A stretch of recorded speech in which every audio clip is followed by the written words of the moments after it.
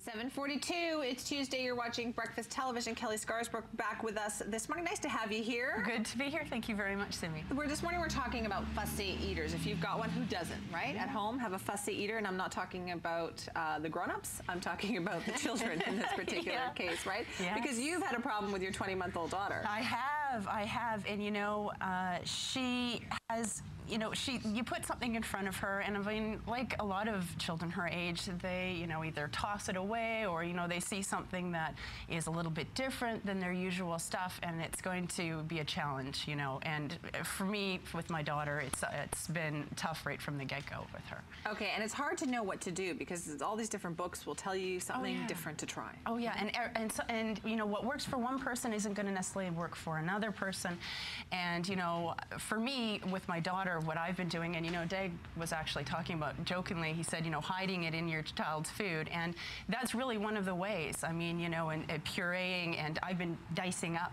vegetables, and she loves, spaghetti and meat sauce and things like that, so I just put those other veggies in there. Mush them all up mush so they them don't all know. up. That's right. So they're still getting it, right, but it's kind of hidden there, right? And there's nothing wrong with that. There's a whole cookbook out right now, right? Yes, Jessica Seinfeld's cookbook about pureeing cauliflower and putting it in mac and cheese so that they don't know the difference. And so you're okay with that, because some people would tell you, no, they should know. Well, as well, also giving them that exposure with the vegetables, continually setting it in front of them so they do know that eventually this is something that we do expect you to eat. Yeah. But in the meantime, you're still going to get that either way. Right. In the foods that you really do like, right? And children's palates are a lot different than adults. I mean, there's a lot more, they like a lot more blender and a lot more sweeter foods. Yeah. So, it's hard. And you write about this kind of stuff all the time. I do, And the interesting thing about with your daughter was that it wasn't that she was a picky eater, but that she just wanted everybody else's food. Well, getting her back interested in her own food, that's right, because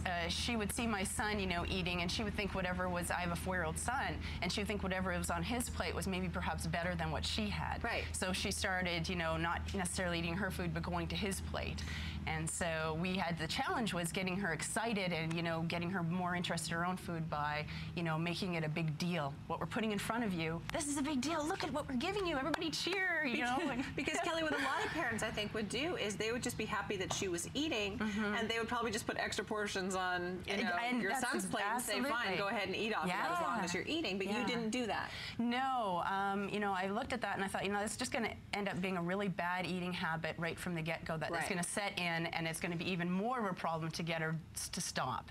And so recognizing that right from the get-go and saying, no, you're going to, this is your food, putting it back in front of her, this is your plate, and it's great, and getting her brother to come and say it's great, because, older siblings, they're the heroes, so.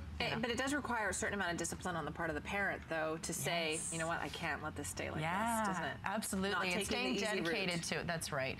And recognizing that, even with a new food or something that your child's having, not necessarily wanting to eat, that continual exposure. Their taste buds are going to change. My son, his has evolved and grown. So something that they necessarily said, I don't like that, I don't want to eat that. Just continually, every once in a while, giving it and testing it again. So. Do you think there are certain things that we do that kind of reinforce bad eating habits? Sure, if they don't see us eating it. I always say, if you're not eating it or you're not playing an active, role in being interested in the food that they're eating as well, they're going to take cues from you, right? Right. So making sure that you're eating all that and you're, making a big deal out of it, because children want to see that sort of excitement over it, right? And you guys are literally cheering whenever she finishes her plate of food, isn't that right? It's hard because this is the kind of stuff that moms and dads need to compare notes on, don't you think? I do. It becomes hard, and you do that. You want women to network together. And oh yes, absolutely, and sharing all these stories, and that's what I, in my column and in my workshops and stuff, I always say that's so important for moms to share all of what they've learned and what's working for them with other moms. I mean, that's essential. That's how we learn, and that's how, we're able to solve our problems with one another, learning from, eating habits to whatever we're facing as a mom, right? And there's lots of those lots of mom issues. That's right. So what you can, email us. Kelley's going to hang around, breakfasttelevision@citytv.com. Maybe you have a story you want to tell us about your fussy eater, how you fixed that, or questions about networking, getting together with other moms. By all means, email us and we'll answer your questions this morning. Thanks very much for that, Kelley. Thank you. 7:47 right now. Let's find out what's going on in traffic and weather. Here's Dawn.